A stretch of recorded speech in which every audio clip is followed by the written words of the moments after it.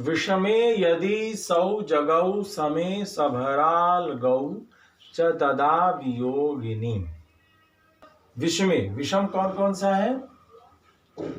2 4 नहीं, हाँ 1 3 1 3 ठीक। सौ जगौ, सौ जगौ का मतलब 2 सगण। सौ सगण, अरे वाह, सगण यहाँ माता राजवाने सलगम। हाँ, सगण 2 जगौ, से जगौ मतलब 2 जगण, 2 जग, 2 जगण। और क्या कहता है? और गुरु 2 सगण जगण, जगण। समय सभरा, ये जगण में पहला लघु, दूसरा गुरु, पहला लघु, तीसरा लघु, जगण और गुरु 2 सगण देखिए ना, जगण और यमण गुरु। भगण, ये जो गौ है गुरु के लिए। कहाँ है?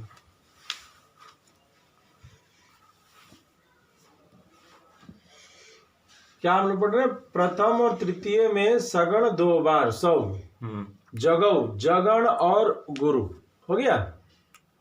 जगौ, जगौ, ज और गो बंद हो गया और जगौ लग गया। ठीक। समय, समय कौन कौन सा है? दूसरे और चौथे। सभराल गौ चतदा वियोगिनी।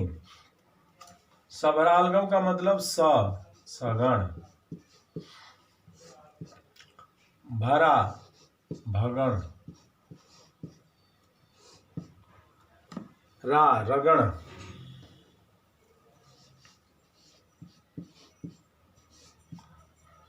लगौ, लगण, लगौ, लघु, इसका चिन्ह बनाते हैं ना जी।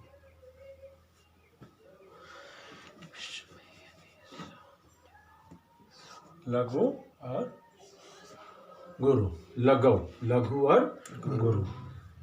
वियोगिनी छंद का लक्षण क्या कहता है? इस तरीके की संरचना में यदि किसी छंद के श्लोक की उपस्थिति हो तो उसका गायन वियोगिनी छंद के अनुसार करेंगे।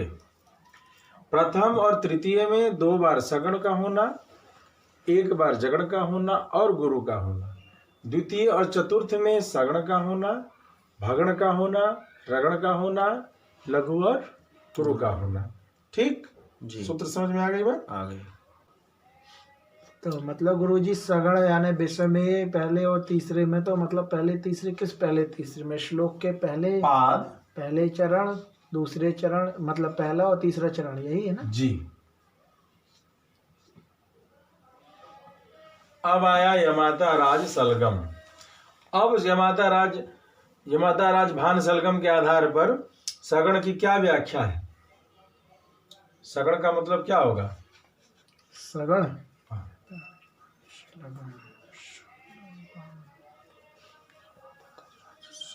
यानी तीनों लघु, तीनों लघु, सगण, सलगम, सलगम, तीनों लघु नहीं, सलगम, गम ब म संयुक्त वो हो गया ना, म अंतिम का गुरु ले सकते हैं ना, तो पादांतम। 2 लघु 1 गुरु, 2 लघु 1 गुरु, 1 गुरु, ये सगण हुआ। तो 2 सगण है। ठीक है, 2 सगण है। 1 जगण, जगण क्या होगा? लघु तीनों नहीं, यमाता राज भान, पहला लघु, दूसरा गुरु और तीसरा लघु। तो ध्यान दीजिए, सगण लघु लघु गुरु, सगण लघु लघु गुरु, जगण लघु गुरु लघु और अंतिम का गौ से गुरु। ठीक है। अब फिर दूसरे और चौथे समय सबरा लगौ चतदा वियोगिनी। अब हम लोग क्या कहते हैं? सगण, सगण प्रथम पहला होगा सगण, ठीक। भगण, यमाता राजभानस लगम भानस, गुरु लघु लघु लघु लघु। ठीक। जी। यमाता राजभा, राजभा, राजभा, राजा भा गुरु ठीक। राजभा, राजा भा ठीक। गुरु लघु गुरु। ठीक। बड़ा और इसके बाद लघु और एक गुरु गुरु। ये आपकी संरचना हो गई। कोई दिक्कत? नास्ति। चलिए एक श्लोक का उदाहरण ले लेते हैं। ये बड़ा सुंदर से गाने वाला श्लोक है भैया।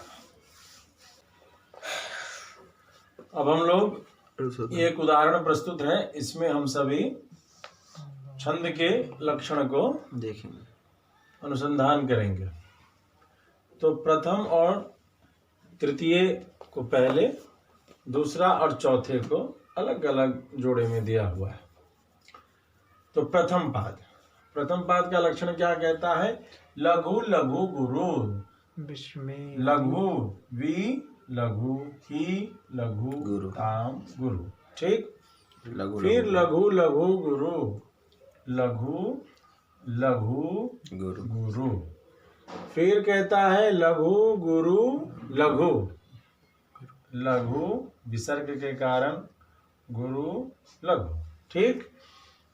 फिर इसके बाद कहता है गुरु, ओके।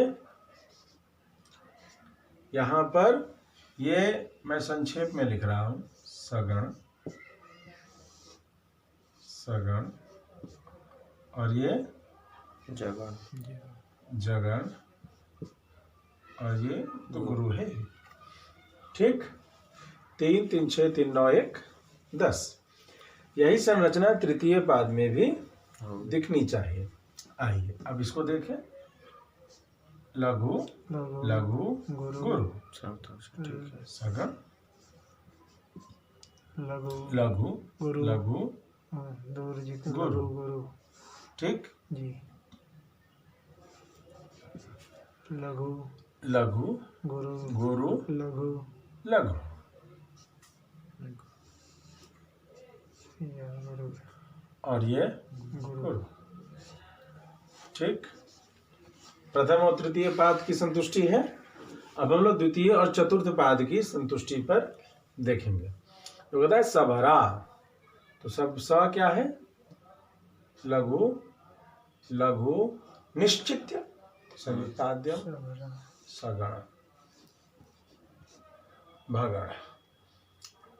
गुरु लघु लघु, गुरु त्य के पहले होने के कारण लघु लघु। बात समझ में आई? फिर आया रगण, गुरु लघु गुरु, गुरु अनुस्वार, गुरु लघु गुरु गुरु, रगण। फिर लघु और गुरु, लघु और गुरु। कोई दिक्कत? अब इसी चीज को चौथे में देखते हैं, क्या ये मिल रहा है? लघु लघु लघु गुरु लघु नपमूचे बड़ा होना चाहिए। निपमूचे वचनम कठोरा, इसमें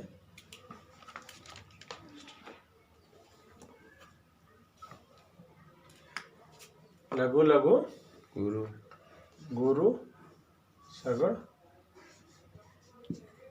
गुरु लघु लघु। जी गुरु गुरु अनुस्वार गुरु लघु गुरु गुरु लघु गुरु, लगन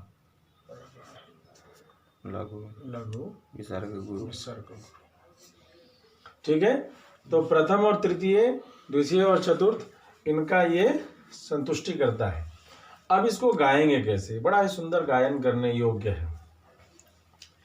विहितां प्रियया मनः प्रिया मथनिश्चेत गिरंगरीयसीम्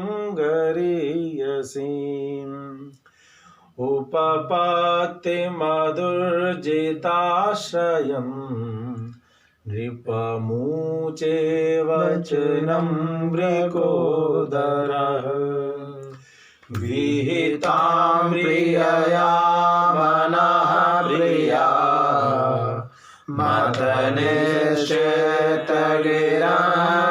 मदनिश्चेतगिरंगरीयसी उपपत्ति मधुर्जिताश्रयम् नृपमुचे वचनं मृकोदरः विहितां प्रियया मनः प्रिया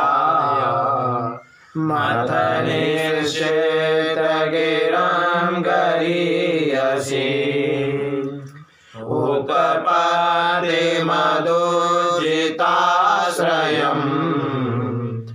नृपमुचे वचनं मृकोदरः विहितां प्रियया मनः प्रिया